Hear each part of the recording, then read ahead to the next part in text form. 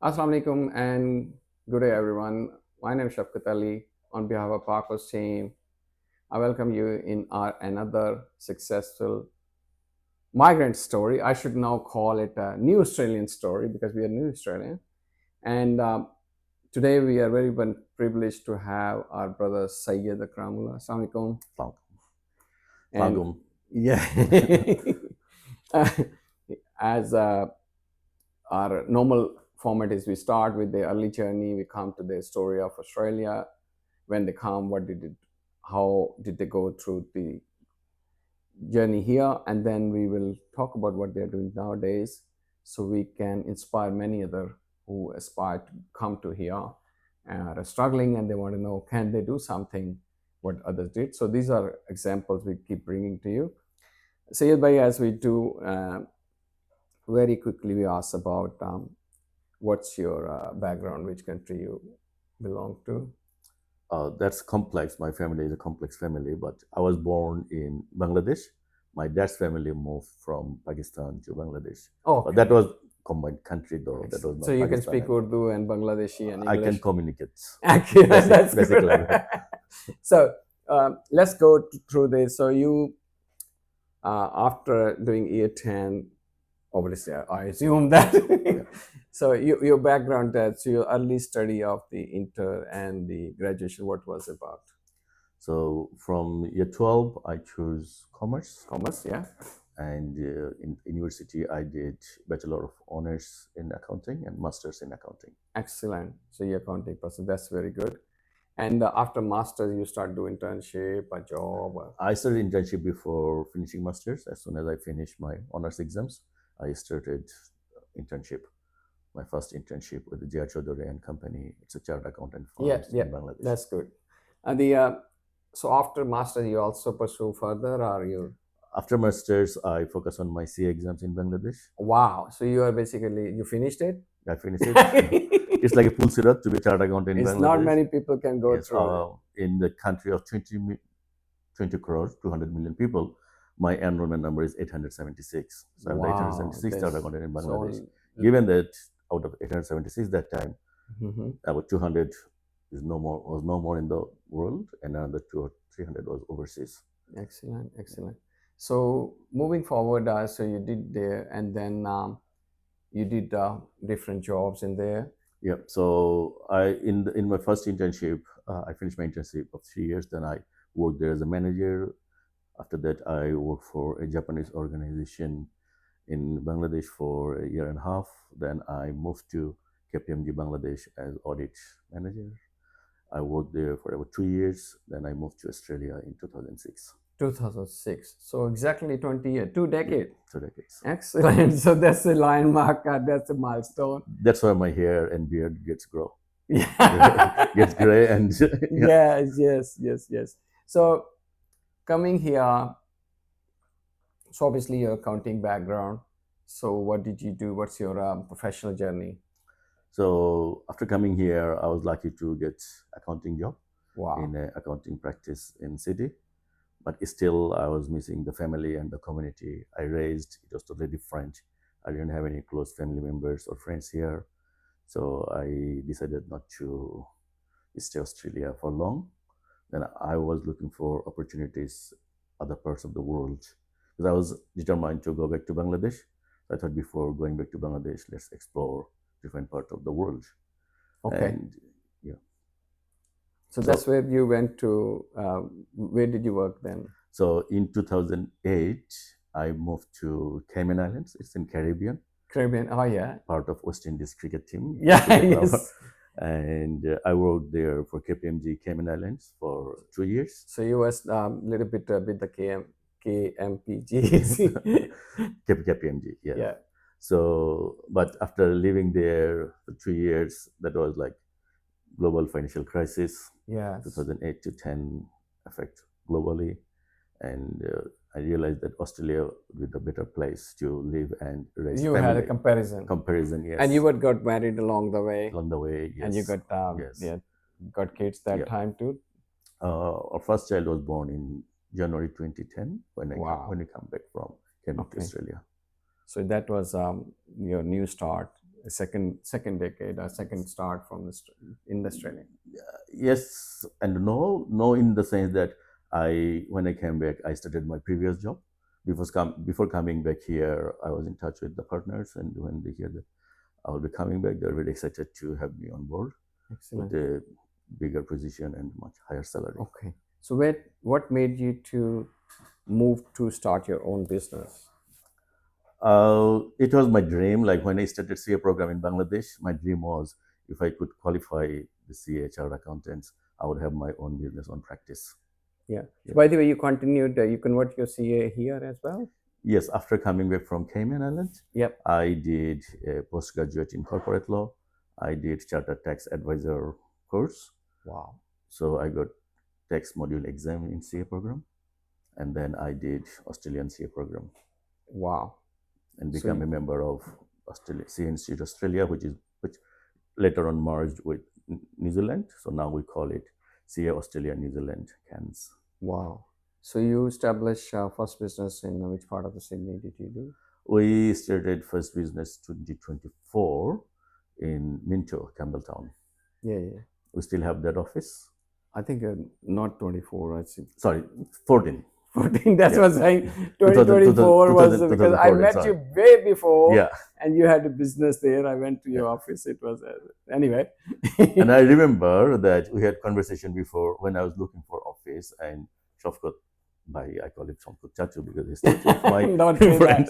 Shafkat Bhai motivated me to have something locally here. My argument to him was, we have too many accountants in Campbelltown. Yeah. And he said, if there is a market for 50 accountants, there will be market for 51 accountants as well. That's true. I still remember that. And I also quote that to lots of my clients and other people. The quality always have the market, if you maintain it. Okay, so that's where you establish your first business called Syed Partners. Yeah. Excellent. And from moving forward, you were very busy. I saw that you moved to open another business. That shocked me there. That's where I said, what's happening? So tell me about your second venture. So COVID came. Supermarket or the other branches of No, the first was supermarket. The first we established the supermarket. Supermarket. That's since all my brothers and parents moved here, we had the plan to have some family business because my other brothers, they're not accountant. Yeah. So we can't fit them in the accounting. So practice. You wanted to empower them? They are empowered. They are doing well in their field. But I wanted to have something that can be continued as a legacy for the children. Oh, right. Because being a chartered accountant, not necessarily my children will be chartered accountant, or all of them will be chartered accountant and continue the legacy of Syed Partners. That's why we felt that we should have diversification where my brothers and our kids, they can be mentored as an entrepreneur or business. Because for some people, accounting is very boring number job, but other thing could be more exciting and creative for some people. So I love the word, the diversity. When you have in there, you want to have an avenue for your legacy. That's great. And so in your supermarket, obviously you have grocery. What else you use? We have butcher shop, grocery. So our supermarket is predominantly, we sell all the halal products. And in the grocery section, we sell all the spices and groceries like rice, lentil, everything for subcontinent people. So, and then moving forward, the one I just saw the flyer today, you went to hair and beauty salon. That's another interesting part. So our next door, Macquarie Fields, next door to our supermarket, they were struggling. I'll show you. They were struggling and they decided to sell off their businesses. They had two businesses there, clothing and beauty parlor. So because it was next door, so we feel that would be an strategic acquisition because we can divert our... So it's a next door, easy to manage. And main thing is customer. Because in the supermarket, we have 100 to 150 walk-in customer every day. Wow. So if we can divert a part of them to the clothing and beauty parlor, and lots of the customers are ladies, sisters who comes for buying the groceries. So if we can divert them to the next door, then it will not be very difficult to operate. Excellent. And also you, as you mentioned that they were struggling and you took it as a challenge. I can make it successful. So it's been now 1 year. It's 2 years. 2 years now. Yep. Yep. We took over in 2024. 2024. So it's 2 years and it's going good, I believe. Going good is challenging. Like beauty parlor is very busy. Yeah. The clothing shop more to the fashion, because as of now we predominantly do the traditional desi clothes. Yeah. But the market for the desi clothes is during the Ramadan and few weeks before Qurban. Mm-hmm. So we are planning to introduce like the other clothes like t-shirts, jeans, and jackets and those things. So we live in a multicultural, yes. So you diversify, as you So said before. that's in the pipeline, and the aim is for us to establish the brand Murtuja, which comes from my dad's name, his middle name, to establish the brand as a clothing brand in Australia. Let's talk about you're a bit of community person, because I see you are very active in Masajid as well as into the you've been president to the Rotary Club as well. Tell me what made you to go to that path as well, because not many people from our background go to the Rotary. It's not something wrong with, but just traditionally. But that made me positively surprised. For myself, I love to help people, and I was involved, or I've been involved with Rotary since I was at university with the younger batch of Rotary that's called Rotaract. So yeah, when I was at the university, I was active member. I had multiple positions in the board. I was the president for a club for a year as well as a Rotaract. There was a break when I moved to overseas, but when I settled down in Campbelltown, in Minto, I found that there is a active Rotary club in Ingleburn. So I communicated with them, and like just before COVID, 2018 or 19, it's good for the. I joined Rotary Club of Ingleburn.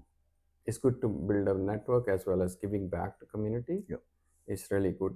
Let's talk about again to the Syed partner. That's your core business. That's your core capacity of doing things for others as well. So if you look at it, I saw you have $55 offer for the individual tax return. How do you manage that? How do you afford that? That's pretty much for basic straightforward tax return, especially for students and pensioners. All right. Yeah.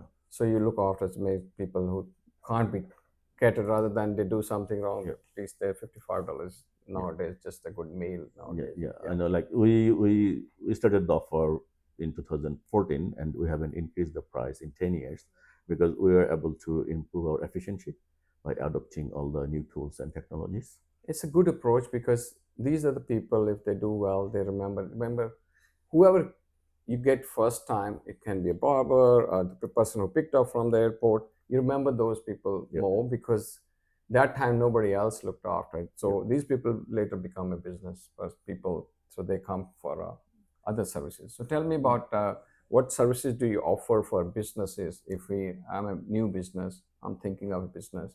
So first of all, we hear your story, your ideas, and your thoughts. Okay. Then we give some initial feedbacks, like based on our experience, how realistic and practicable that is. Yes. Just like all informal discussion without charging any fees. These discussions are, you can say, complimentary. Yeah. So first 1 or 2 meetings. When you have more solid ideas, then we discuss about how you structure your business. Yep. There are a few options. You can have business in your personal name under your own ABN. You can do partnership. You can do sole trader. That's the ABN. You can do company, PTI Ltd. You can do discretionary family trust. You can do unit trust. Yep. We also help people set up their self-managed super fund and manage that. Wow. So there are like lots of structure, but one size doesn't fit all. It depends on the individual circumstances. Okay. Based on that, we give the suggestion which will be the best for their personal circumstances and most tax efficient and least expensive. This is very, very, very important from my own personal experience. Yeah, keeping the foundation right, or getting the foundation right, is very important, because these things is not easy to change later. And also this set the tone of your approach towards sole operator. Means you don't have bigger vision. It's okay to start with, but once you get serious about something and you establish something, going to establish something, it's a foundation. So it's like foundation. You can't put wrong room later on, or you change the walls. It's done. It's done. And also, like sometimes what happens is some of your customer will not give you job if you are sole trader, they will ask you to set up a PTY LTD Yeah, from the GST beginning. and all Yes, that. the GST Yeah. registration. They don't all take those things. seriously. They don't take seriously, or also there is could be the issue of work cover, super, and those things. So Insurances and all when that. somebody is subcontractor, if they set up PTY LTD, the principal or their customer doesn't need to worry about the work cover, their super, Yep, and those yep, things. yep. So the other thing, what I want to ask about, if I'm established business Mm. and I'm struggling with my current account, it happened to me as Yep. well. And so if I need to have advice, so the same offer, so we come to you, what can you do? So the way we approach or deal with the established business is we go through their business, we go through their financials and tax returns, and find out the way how things can be done better in more efficient way in terms of tax management, financial management, and also in better managing their operations. Because my first 10 years of my experience was in purely in audit, where I used to review the systems and processes of different businesses in Okay. different industries. So I still use my those skills to review the systems and process and the operations and give some feedback. Yep. So that's great. I mean, I got a bit of what thing for me as a takeaway is because I get ideas all the time and we meet a lot of new entrepreneurs. And now I have a guru like you. To validate ideas are very, very important, especially you have experience with the diverse,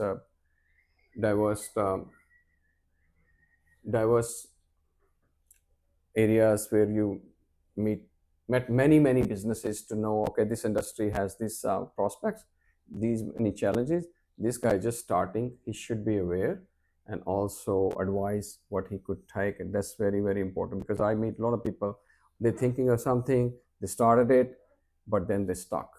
Yeah. Because they didn't have the structure right, either the vision, they didn't know the, it's like you took a car out and you want to go motorway, but you never realize this car cannot.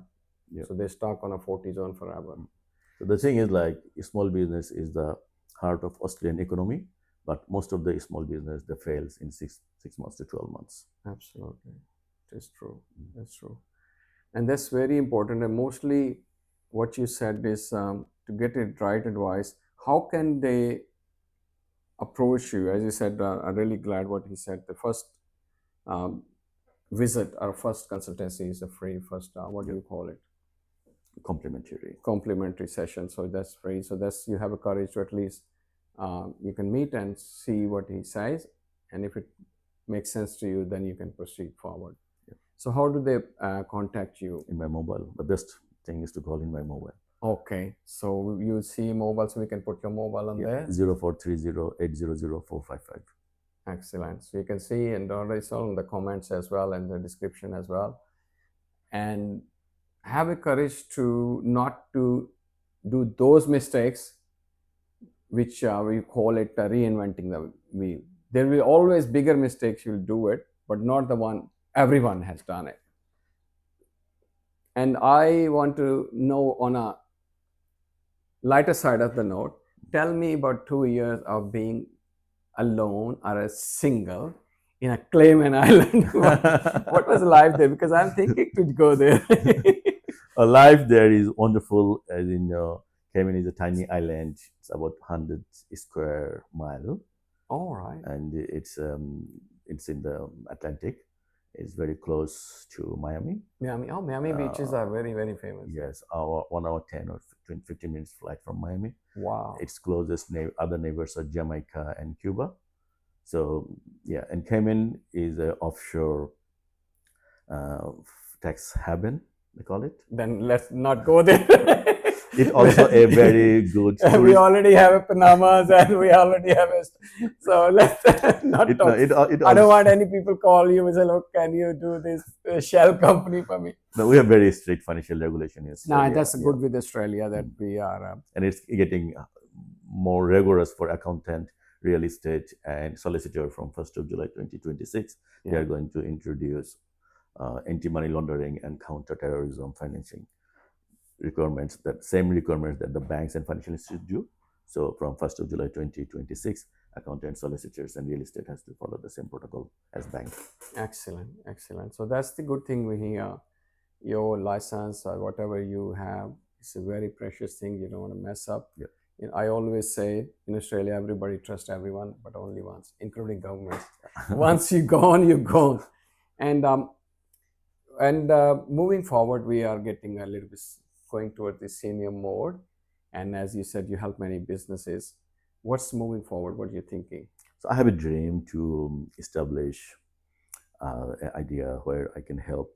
I help people, but that's from the commercial scale for my business, like mentoring the businesses. That's a But paid role. Yeah. that's paid role, but I want to make it wider and probably partly paid, partly volunteer, or maybe full volunteer, depending on my retirement time and personal financial situation, where I can mentor wide range of people in their entrepreneurship journey. Absolutely. And I also have a name in my mind. I would probably call it business incubator. Excellent. Like the newborn baby or premature. Yeah, the incubator, launch pad. Yes. Yes. So that's something like that. That's the dream. I think that. By the way, you're already doing it. You did on a smaller scale, but it's like a not a smaller scale. It's not small. It's having 4 businesses. No, I've been doing it in commercial sense, but that will be like mix of commercial and charity. Yeah, we can self-sustainable, so we can cater wider group of people. So for your information, just a very short, briefly, I'm telling, we doing this for the IT side in here. We have young innovators, as you know. We are part of it. I'm a founder of Young Innovator Australia, and we encouraging those kids to go for entrepreneurship money. So I just show you. I was holding it by myself. This is our mentoring model. Yeah. So this is we teach them. Later on, when you decide, we can share that. The model we're using, and it's beautiful. Not many people know really what's a mentoring mean. They think teaching, or they thinking as a coach is different than that. We talked that other day what's a mentoring mean, and the thing. Sorry to interrupt. Yeah, no. What the way I see is like Tiger Woods is the best in golfing, but still he has a coach. Not necessarily his coach is better than him. May not, but doesn't have to be. It's like somebody to push you further, or somebody to hold your hand, or give you second thoughts, or ego-like view as an independent opinion, what you're doing, how you're, because having that many things. Even I have been doing accounting and business for more than 20 years, almost 30 years. But it's still sometimes I sit back and close my eyes and think, am I in the right direction, or what could have done better, or should I change my future plan? So these things, it's like very usual for any human being. Absolutely, you nailed it. Reflect their past. You nailed it. Pretty much, mentoring is this when you say holding hands. You don't have to be better than to teach in there. So let's conclude on this great thought. By the way, before we go, on behalf of Parkos, I encourage everybody, if you have something, you achieve something, share with us to inspire others, also connect with others as well. He's pretty active on most of social media, will share you around. And along with that, also want to, today's our sponsor, a new initiative as well. You can see down there is Duktu. Duktu is a word for mentor in another language. Yep. It's coined by our 2010, what you said, in a business incubator. Our Young Innovators team participated. That's where they did. And now we are offering STEM solutions for school. And we also have, as I said, so this is what we are doing at the moment.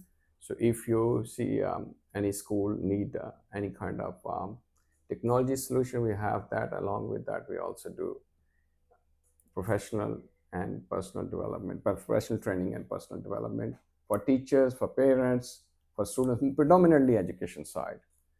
So thank you very much. Once again, it was a pleasure talking to you, and I learned a lot. At least I know where to go when I need holidays. See you next time. Thank you.